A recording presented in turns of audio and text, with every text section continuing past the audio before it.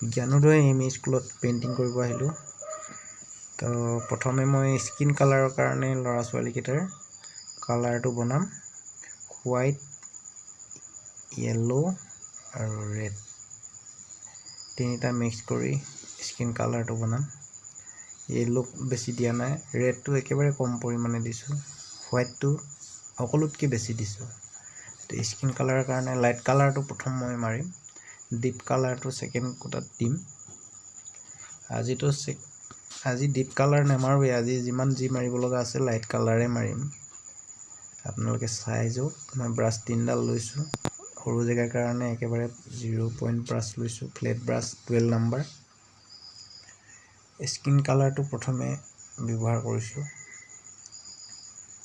মই স্কিন কালাৰটো দি আছোঁ পাতলটো।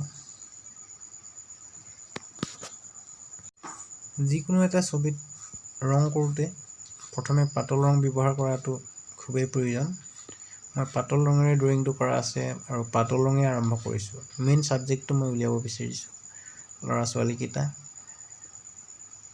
আমি যদি প্ৰথমেই ডিপ কালাৰটো দি লওঁ বহুত অসুবিধা হ'ব উলিয়াবৰ কাৰণে। তো গতিকে পাতল কালাৰটোৰে মই স্কিনটো ক্লিয়াৰ কৰি ল'ম।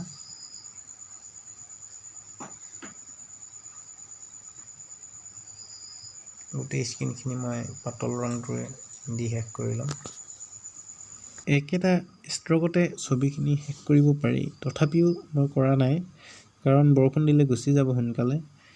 ঠাইখিনি প্ৰটিন মৰা হৈছে, স্পেচিয়েলি ফাইন আৰ্ট কৰাৰ প্ৰয়োজন আছে। গতিকে মই এটা কোট নামাৰোঁ, ইয়াত 4-5টা কোট মাৰি ভালকৈ অলপ ছবিখন বনাব বিচাৰিছোঁ। ষ্টুডেণ্টবিলাকো ৰৈ আছে, চাই আছে। মই ছবি আঁকি আছোঁ, তেওঁলোকে চাই আছে। মই এতিয়া ছাত্ৰ ছাত্ৰীৰ পেণ্ট চাৰ্ট ইউনিফৰ্মত কালাৰ কৰিব লাগে। তাৰ বাবে মই ব্লু কালাৰটো ব্যৱহাৰ কৰিম। চাৰ্টত হোৱাইট কালাৰটো ব্যৱহাৰ কৰিলোঁ। ব্লু কালাৰৰ কাৰণে মই প্ৰথমে ডিপ ব্লু নামাৰোঁ। প্ৰথমে মই লাইট ব্লু মাৰিম। লাইট ব্লু মাৰিবৰ কাৰণে মই ৰংটো মিশ্ৰণ কৰি বনাই ল'ব লাগিব। মোৰ লাইট ব্লু কালাৰ বনাই মই মাৰি আছোঁ। হোৱাইট আৰু ডিপ ব্লু দুয়োটা মিক্স কৰি মই লাইট ব্লু কালাৰ বনাইছোঁ। চাই লওক ধুনীয়াকৈ ৰংটো ফেটি মই কালাৰটো বনাই লৈছোঁ। লাইট আৰু শ্বেড অলপ শ্বেডটো দি দিয়াই হৈছে। ফিনিচিং মই শেষত ফিনিচিং টাচ কৰিম। তো টাইটোত ৰঙা মৰা হৈছে।